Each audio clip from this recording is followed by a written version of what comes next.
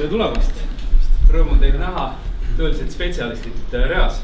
Kuigi et tahvli peal on kirjas, et vaatame, mis siis alanud aasta ja aastakümme meile toob, siis alustaks ikkagi küsimusega, et kuulsite just analüütiku analüüsi eelmist aastast, aga kuidas teie spetsialistidena seda eelmist aastat iseloomustaksite või analüüsisite või mõne sõnaga?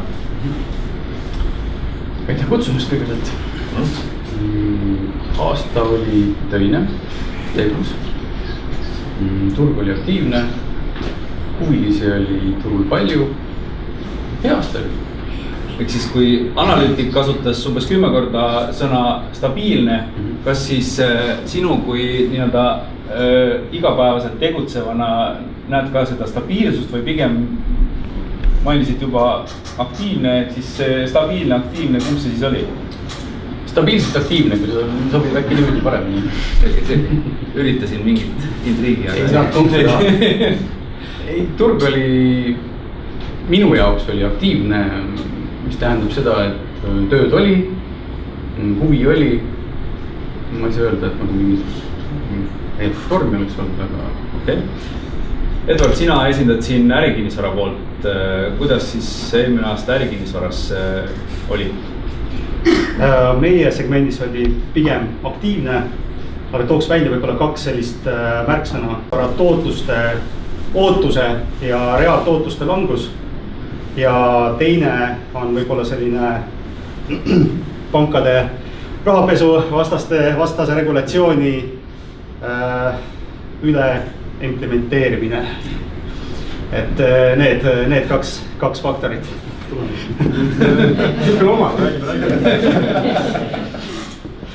Okei, aga siis kohe võtamegi Swedbanka ja sinu Eero nägemus eelmisest aastast. Ja võid loomulikult kommenteerida ka eelmised või kõnelete teemast. No enda metoodis vaadata, mul on siuke nagu, kuidas ma ütlen, erinevad tunded või mixed feelings eelmise aasta. Päeva kokkuvõttes on ikkagi ärikallakuga nagu ühing, et ka meil on nagu kasvu eesmärgid, need me oleme nagu täitmas. Uskuge või mitte, aga laenu oleme ikkagi välja andnud. Kui me vaatame nagu laenuportfelli nagu arenguid, siis tegelikult eraisikute portfell on võib-olla isegi gramm nagu kiiremini kasvanud kui ettevõtete finantseerimine. Mis tegelikult annab nagu selgelt nagu tõestus ka selle osas, et eraisikute see kindlustunne on suhteliselt nagu hea, nende sissetulekud on suhteliselt head. Samas kui ettevõtjate poole pealt, eriti kinnisvara poole peal ma nagu täna näen, et meil pipeline on mõnevõrra nagu õhem, kui ta võib-olla oli aasta tagasi, mis samal ajal. Et mingi teatav siuke nagu, eks nagu mingi rahunemine ei ole võib-olla õige sõna, aga ja mingi siuke nagu äraootus, et projektide arv on nagu vähenenud, aga projektid on läinud nagu suuremaks. Et ühe projektiga kaasnevad riskid on nagu oluliselt nagu mastaapsemad, kui nad oli võib-olla nagu aasta või 2 või 3 tagasi ühe projektiga. Et näiteks kui me räägime nagu ärikinnisvarast, siis räägime büroodest, siis siukest keskmine büroohoone Tallinnas on mingi 6-7 tuhat ruutu jämedalt. Et selliseid arendusi tegelikult väga palju ei ole alustatud minu arust viimase poole aasta jooksul. Et need, mis on täna töös, on ikkagi nagu kordades suuremad. Et siuksed nagu keskmise suurusega ärikinnisvara projekte on suhteliselt nagu tagasi. Aga vaatan ikka optimistlikult tulevikku. Et selles mõttes nagu laenu tahaks ikka enda. Kas need suuremad projektid on põhiliselt kesklinna projektid, et kas te näete, et kas äärelinna on ka, meil on mõned projektid laual just, mis on tulemas väiksemad, aga liiguvad natuke kesklinnast väljapoole, eks äärelinna? Turg on, mulle tundub, et turuosalised on võrdlemisi nagu kindlad selles mõttes, et me oleme näinud nagu projektide väga erinevatest Eestimaa piirkondadest, et Tartust, Paidest, Pärnust, siis Tallinna lähijõuduseni veel ärikinnisvara puhul, mis on nagu suhteliselt nagu, mida varasematel aastatel ei ole olnud, et erinevatest tegelikult nagu väikelinnadest. Okay, aitäh! Jaanus. jah, et on kõlanud juba mitmeid kordi, et turg oli suhteliselt stabiilne, et tegelikult suhteliselt ennustuste kohane oli, et mäletan eelmine aasta siin rääkisime, et võiks tõus olla kuskil 5–7% ja umbes selline ta vist sai olemagi, et selles mõttes ütleme nii, et oleme rahul ja trend on nagu hea, eks, aga jah, et eks see tulevik natuke teeb murelikuks, sellest me vist räägime. Ja võid alustada 2020, mis siis see aasta ja aasta 10? Võib-olla murelikuks teeb lihtsalt see kõik, mis mujal toimub, eks, et täna ikkagi Eesti on nagu ütleme stabiilne majandus ja meil läheb kenasti, et kõik see muu maailm on selline sensitiivne, et millal ja kuidas see meile mõjuma hakkab, eks see on see põhiküsimus. Aga kui nüüd veel tagasi vaadata, siis jah, trend on selline, et arendused lähevad nagu suurtemate tegijate kätte, eks. Õigete sõnadega rääkida, eks. Ja väiksemad projektid kuidagi vajuvad ära, et või neid lihtsalt ei saa teha, seepärast, et maa hind on liiga kallis või selle projekti teostus ei ole mõttekas, eks, et rääkides ehitushinnast ja kõigest kokku, et seega me liigume turul ikkagi suunas, kus mingisugused ehitus- ja arendusfirmad valitsevad aina rohkem turgu, eelkõige arendusturgu. Ja selle koha peal praegu tõmban joone alla. Eero, 2020 ja panga nägemus, mida meil oodata on? Kõik on tegelikult nagu Jaanus juba otsa lahti tegi, et kõik on tegelikult omavahel seotud, et sõltub, kuidas läheb kõikidel teistel sektoritel ja siis selle pealt saab nagu vaadata, kuidas läheb kinnisvara, et kui meil nagu töötleval tööstusel ja eksportijatel läheb nagu okei, siis ma arvan, et päeva kokkuvõttes läheb ka kinnisvaraturul nagu suures pildis okei. Ma arvan, et me näeme rohkem võib-olla või me kuuleme rohkem nendest projektidest, mis ei ole läinud käima niimoodi, nagu oli loodetud. Kaubandusest on juba räägitud mingid nimesid, ma arvan, et me näeme ka, ma viskaks õhku küsimuse, et mida näiteks teised arvad siin sellest coworking pindadest, et seda on nagu hästi hype teema, et mitu aastat on siin päris mitmesse kohta tulnud. Ma isiklikult olen suhteliselt nagu kahtleval seisukohal, et kas need päeva lõpuks hakkavad nagu plussi tegema või mitte, et hea meelega tegelikult kuulakski nagu teie tagasi. Ja ma arvan, et ka teistest sektoritest, et vahet ei ole, võtame näiteks hotellid, et me teame, et väga arvestatav hulk hotellitubasid on juurde tulemas järgmise 3 aasta jooksul. Hilton, Radisson ja igasugused muid ägedaid kaubamärke on. Et kuidas need Airbnb inimestega nagu omavahel konkureerima hakkavad, kuidas see hinnale mõjub. Et ma arvan, et igas sektoris on mingid sellised nagu huvitavaid nagu tähelepanekud, et enam ma julgeks öelda, et nüüd nagu seal läheb nüüd nagu kindlalt hästi. Et pigem võib-olla nagu see elukondlik on see, mis nagu teeb võib-olla kõige vähem nagu tekitab praegu küsimusi. Et ärikinnisvara võib-olla tekitab natuke rohkem, aga kõik see sõltub jälle nagu projekti detailidest. Et jah, et siuke nagu veits nagu ettevaatlikuks tegema.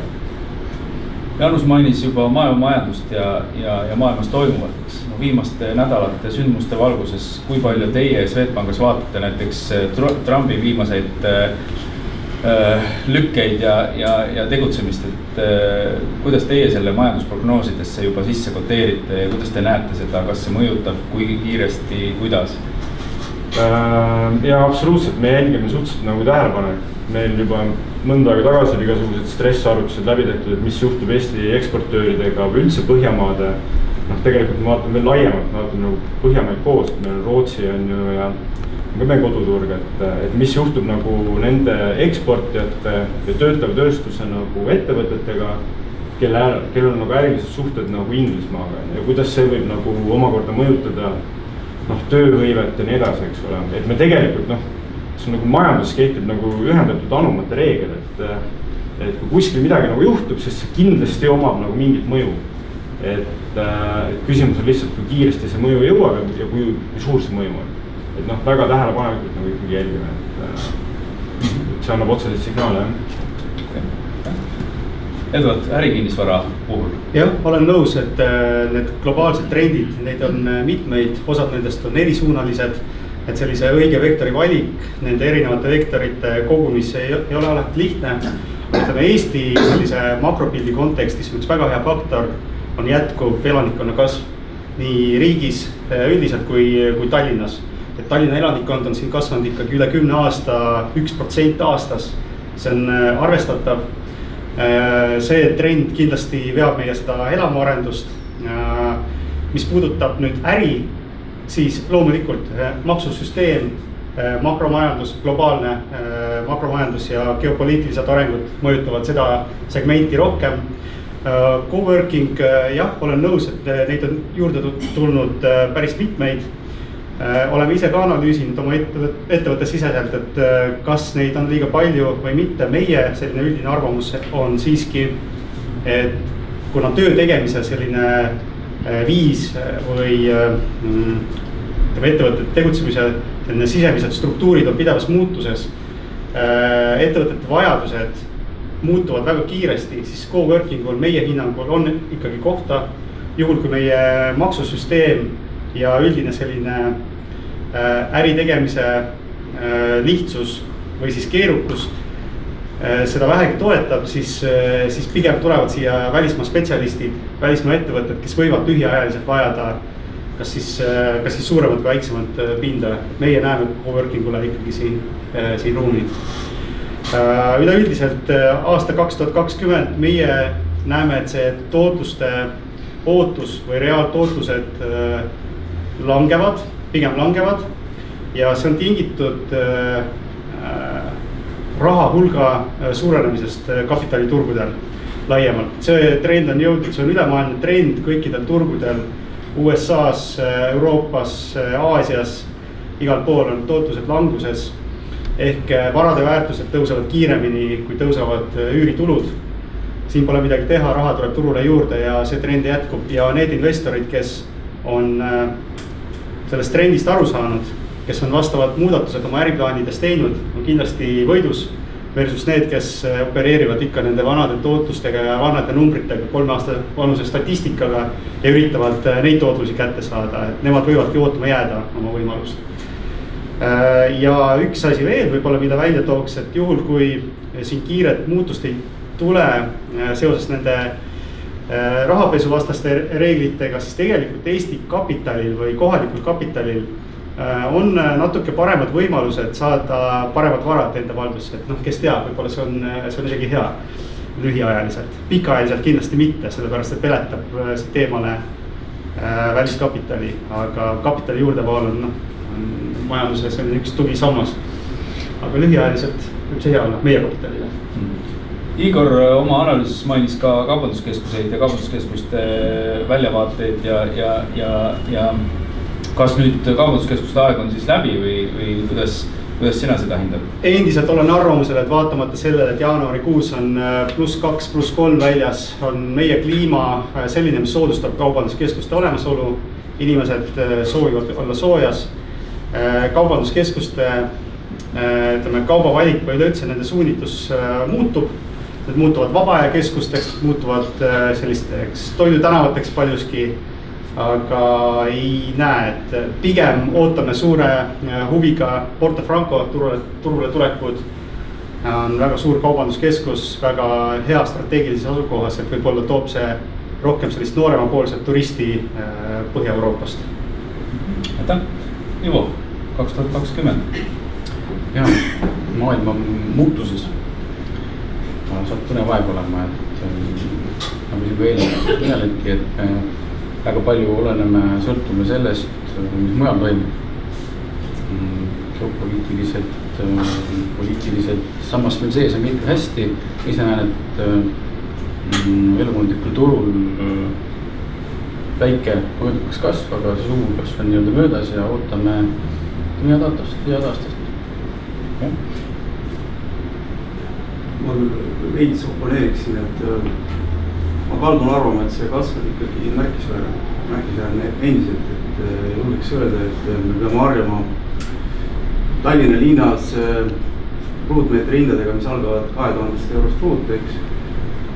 Remonditud korter, noh võib-olla siis kui päris pommiauk on vähem, aga ütleme, et ikkagi trend on selline, et 2000 on juba Tallinnas ruutmeetri hind, eks. Peame harjuma sellega, et arendused Tallinnas ja lähiümbruses algavad 2500 eurot ruut. Kesklinna korterid arendused algavad 3000-st ja ilmselt tipphinnad hakkavad olema kuskil 5-6 000 eurot ruut. Täna selgelt trend läheb sinnapoole, et ikkagi pakkumiste arv nagu väheneb või on nagu kontrollitud, samas hinnasurve on, ja ilmselt ka arendajad tahavad kasumit teenida. Et selles mõttes sellises 8%-lises hinnakasvus, 10%-lises ilmselt elu jätkub, kui ei ole sensitiivset mõju kuskilt mujalt. Üks teema, mis kindlasti meid täna väga jõuliselt võib puudutada, on just see otsus, mis peaks tulema siis Ameerikast ja rahapesu osas Swedbankist, et siis ma saan aru, mingi esimese kvartali teema kuskil, kus me saame selgust ja me hoiame kõik pöidlad pidus, et see, mis on nii palju mõistlik see otsus, et Swedbank jätkab ja püsib turul. Ma loodan küll. Kuidas te nagu sisemiselt taastate seda asja või paari sõnaga? Jah, et meil erinevad organid auditeerivad neid. Need on rohkem kui 3 juurde erinevatest riikidest ka. Tegelikult ma vastaks veel hoopis natuke nagu teise nurga, et ma võin nüüd nagu natuke eksida, aga suurusjärk on kindlasti õige, et minu arust Eestis registreeriti eelmine aasta vist üle 20 000 uue ettevõtte, üle 20 000 alustava ettevõtte.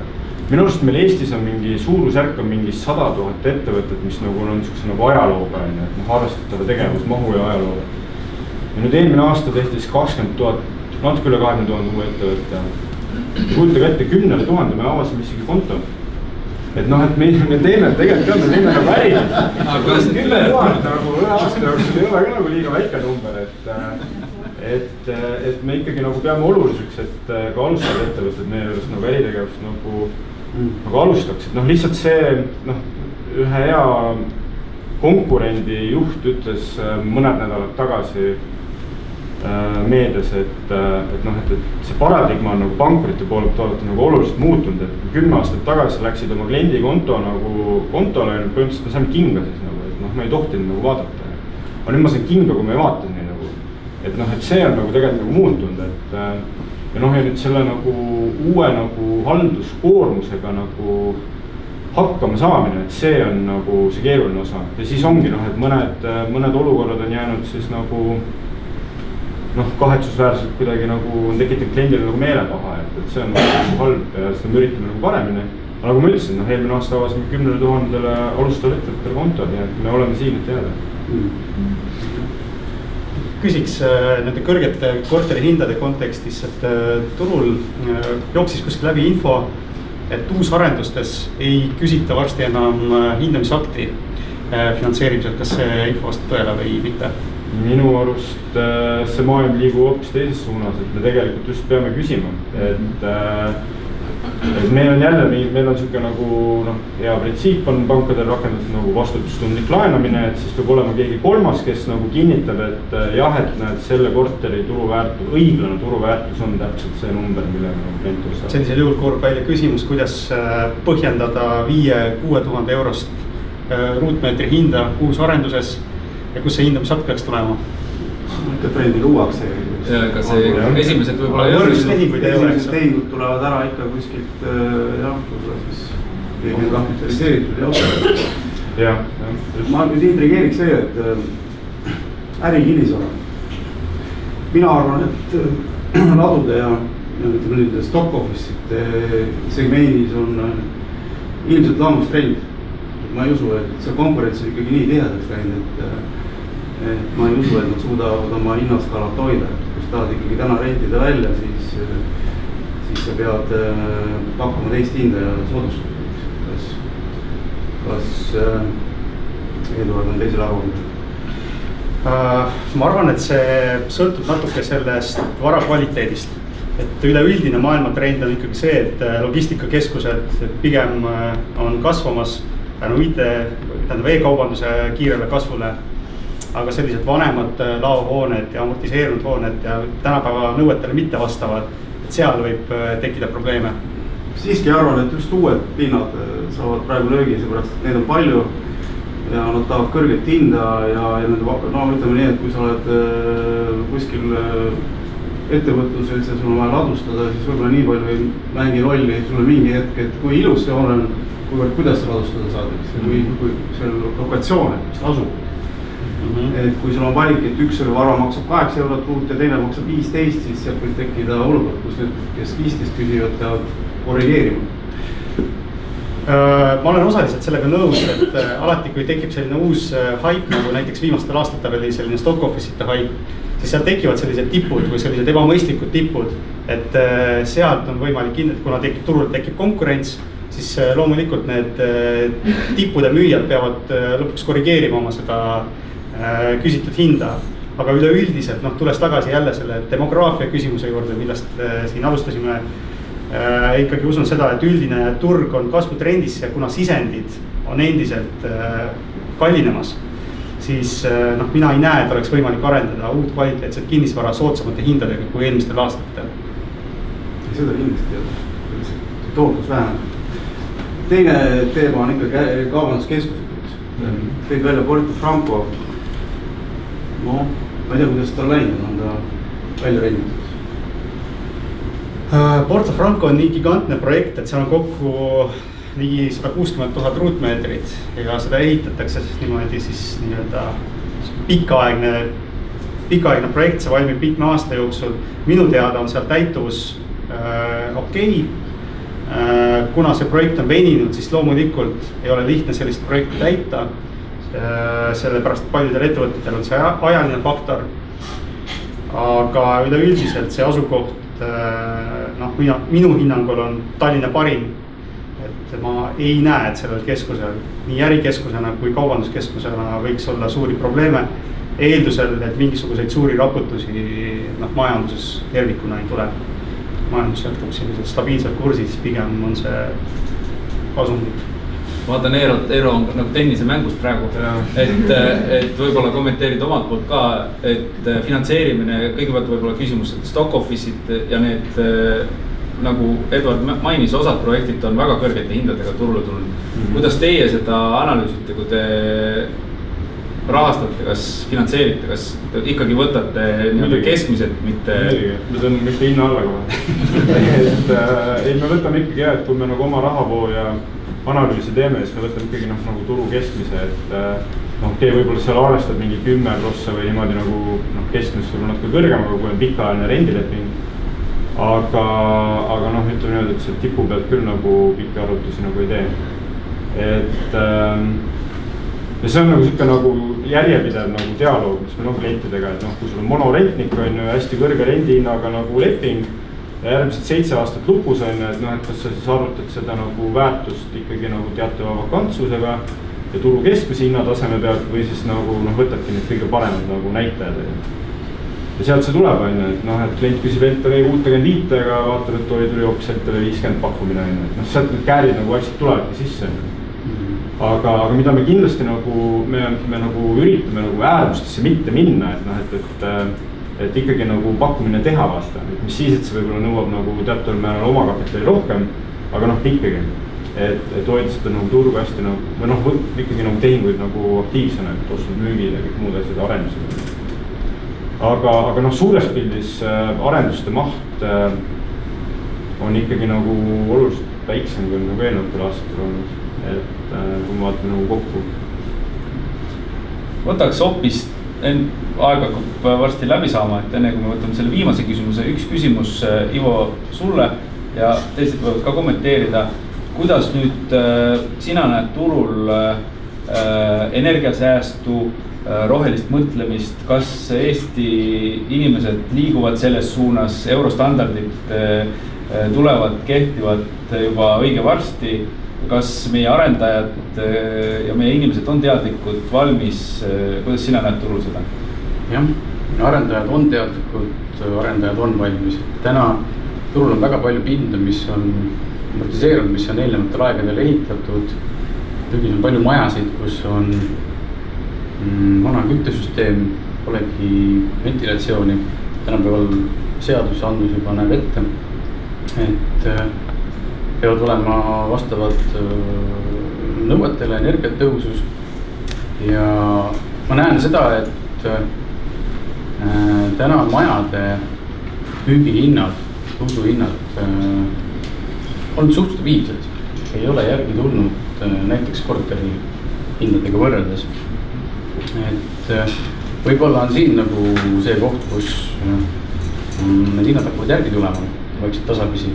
Ma näen, et turul on nõudlust just premium klassi majadele. Kui mul on näiteks mõni ostuklient, kellel on vahendid piisavalt ja tahab endale nende head toodet, siis tal ei ole täna turul midagi ei ole võtta. Mis on hea toode? No hea toode. Hea toode algab muidugi nagu alati kinnisvaras asukoht, et ühest küljest peab olema hea logistika, peab olema hea juurdepääs. Võt siin tuleb see sama merevaatega sama käär sisse, et peab olema privaatne, aga samas nii-öelda heas asukohas, eks ole. Kindlasti peab olema mingi eripära, see peab mingi vau olema nagu, et selliseid ühesuguseid välisarhitektuurilise välimusega asju on päris palju. Ja see on sarnane võib-olla materjali valik ja võib-olla ei ole nii palju läbi mõeldud. Et klient ootabki sellist erilisust just nagu materjali valiku osas, välisarhitektuuri osas, tehnilist lahendust kindlasti, et nagu see valussid, et peab kindlasti olema kaasaegselt maakütte, energiatõhusus, soodustarastusega ventilatsioonid. Peab olema nii hästi tehtud, et see emotsioon on nagu hea. Ma näen, et on grupp inimesi, kellel täna on see vajadus osta seda toodet, aga ei ole. Et kui meil mõni toode selline on tulnud, selline maja müüki, see on väga kiiresti ära läinud ja järjekord on maha jäänud. Et hea meelega üks veel, aga ei ole anda. Aitäh, Jaanus, toodus ma tahtsin kommenteerida, ma tuli nüüd selle eramu jutu peale meelde, et huvitav trend on olnud nüüd kinnistute puhul ehk siis maa müügis Tallinnas ja selle lähimus, eelkõige Tallinna ja Viimsi. Et kui te nüüd vaatate pakkumisi, siis alla 100 000 enam krunti nagu ei leia, eks. Ja tegelikult vist kõige suurem hinnahüpe ongi olnud nendest kruntidest. Et kui veel aastakene tagasi võiks sealt leida ka 70-60 000 võib-olla Viimsis või Tallinna Muugal krunti, siis täna nagu infrastruktuuriga krunti pole, alla 100 000 põhimõtteliselt olematu pakkumine, et võib-olla siin on isegi 2-kohane tõus olnud, eks siis Igor analüüsib täpsemalt. Mul on selline tunne. Ja noh, kui majadest juttu tuli, siis mida Ivo juba mainis, siis tegelikult kui võtta see maahind nüüd, võtta see ehitushind, kui tahad veel kvaliteet ja tehnosüsteemi, millest juba jutt oli. 400 000. Ja kuidas see on oma hind juba. Ja kuidas nüüd siis, kuidas me neid nüüd siis finantseerime, kui järsku tuleb mingi hüppe majade hindades, eks? Ehk siis kas me peaksime, kas pank aksepteerib seda, et eksperthinnangutes tuleb 25% hinnatõus lihtsalt tehnosüsteemide nii-öelda kvaliteedi tõusust? Aus vastus on see, et me oleme majas sees alustanud nagu arutelus, et kuidas me seda nagu vaatame. Et kui üldse rääkida sellest energiatõhususest ja asjast, et me ei ole veel enda jaoks nagu suutnud nagu välja mõelda, või tegelikult see peaks olema üldse minust nagu laiem diskussioon ka kinnisvara büroodega, et kuidas sa tegelikult nagu hindad nagu nende majade väärtust, kuidas sa nagu, kas sa suudad nagu seda 25-35 000 euri nagu kõrgema hinna nagu ära põhjendada, ütleme nagu läbi madalamate kommunaalide või mitte nagu, et meie arvutused näitavad, et veel ei ole see nagu tehtav. Mäletan, see diskussioon oli siis, kui tulid passiivmajade trend tekkis. See sama diskussioon tekkis, ma arvan, et see samasugune turul tegutsevate nii-öelda erinevate ettevõtete ja instantside vahel peaks nüüd tõesti olema vägagi päevakohane ja seda tehtama. No just. Okay. Aga üks asi, mis võib-olla paneb meil nagu kukalt rätsima, küsiks võib-olla teie arvamust, kuidas te näete, et vaata siin on eelneval Igori jutus käis ka läbi nagu mitu sükast nagu ikkagi nagu suurt arendust, mida on võetud nagu väikeste etappidena ette, vahet ei ole, kas me räägime Põhja-Tallinnas või räägime nagu seal Lasnamäe paekalde peale, et erinevates piirkondades või Veerennis on. Et kuidas te nagu näete, et kas meie infrastruktuur veab välja näiteks Põhja-Tallinnas või, kui need asjad kõik nagu vaikselt ära tehakse, mis plaanitakse ära teha ja kui need ära tehakse nüüd, et kas sellel on ka mingi mõju, ütleme näiteks nagu kinnisvara hindadele nagu pikemas perspektiivis? Jah, Põhja-Tallinna elanikuna võin kinnitada, et tipptunnil on juba praegu probleeme. See ei ole mingi saladus. Mingid ja... Aga kui see saladus ei ole, mis kell tipptund hakkab? Tipptund hakkab kell 8 ja lõpeb 9:30. Soovitan sõita trammiga. Ta on küll see paratamatus. Seda on tunda ja seal peab mingi lahendus olema. Kuigi üks asi, mida veel prognoosiks, ütleme järgmiseks kümnendiks, et sellised linnaosad, nagu näiteks Põhja-Tallinn, et paljud teenused on tegelikult seal kättesaadavad ja elanikel puudub tulevikus võib-olla selline vajadus nii tihti kesklinnas käia, et mingid teenused saab koha pealt kätte.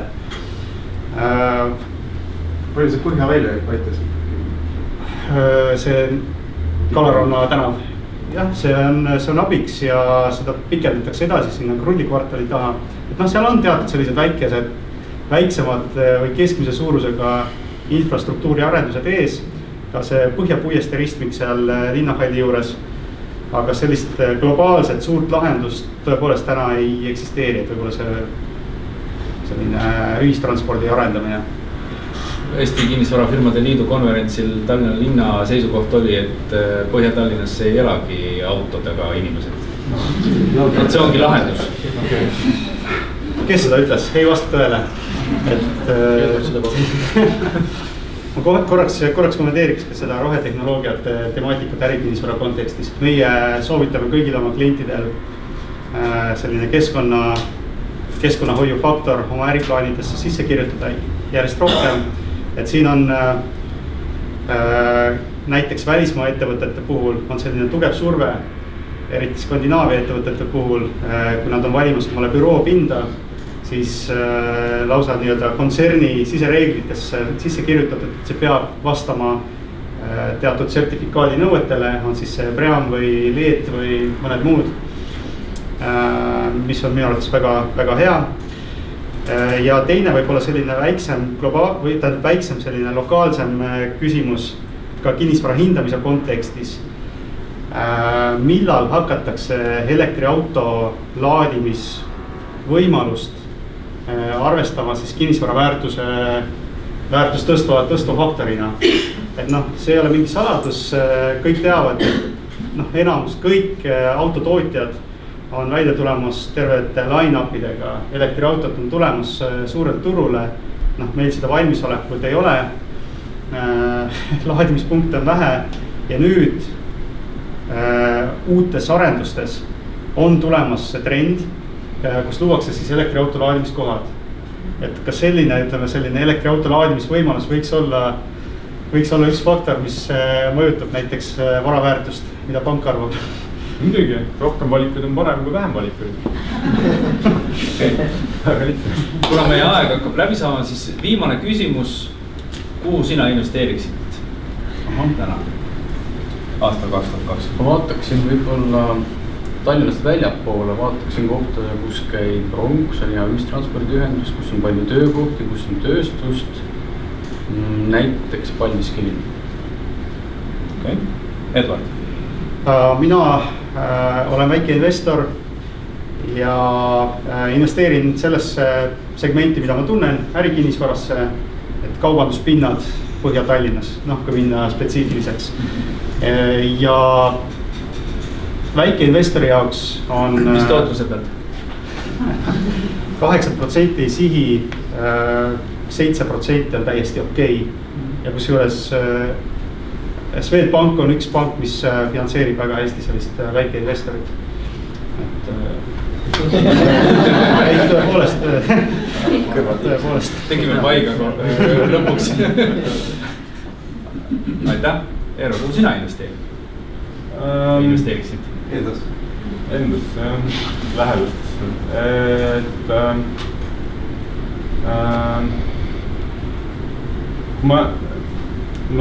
mina nagu ei jõua nagu igapäevaselt nagu tegeleda, ütleme nagu ärikinnisvara manageerimisega või selle nagu üürniku heaolu nagu tagamisega, et ma pigem siis nagu investeeriks läbi mõned fondid. Et on nagu riskialtimaid ja natuke konservatiivsemaid fonde Eestis tegutsevaid, ma läbi nende. Või siis kui elukondlikku, siis ma hoiaks ikkagi nagu südalinna.